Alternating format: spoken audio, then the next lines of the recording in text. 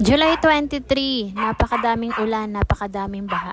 Pero hindi hadlang ito para i-celebrate namin ang aming anniversary.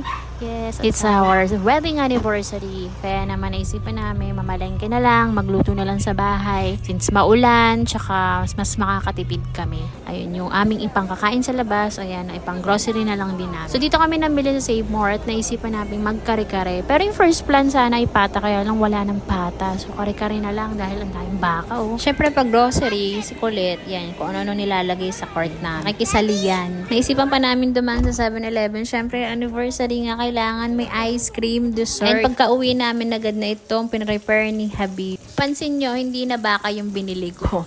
Pork chop na lang. Kasi naalala ko, masarap nga pala yung crispy pork chop. Kare-kare. Mang ko yun eh. Tapos sa try namin tong mamasitas na to kung masarap talaga. Pero yun, ending, medyo malabnaw. Pero masarap pa din. Mas maganda pa rin talaga kung peanut butter yung ilalagay. O siguro na pa unti yung mamasitas namin. Sumili na rin kami nitong bagoong ng UFC. Ay, swak na swak naman ang balasa eh. Ang sarap eh. Talaga namang mapapasabi ka ng I love you. Happy anniversary.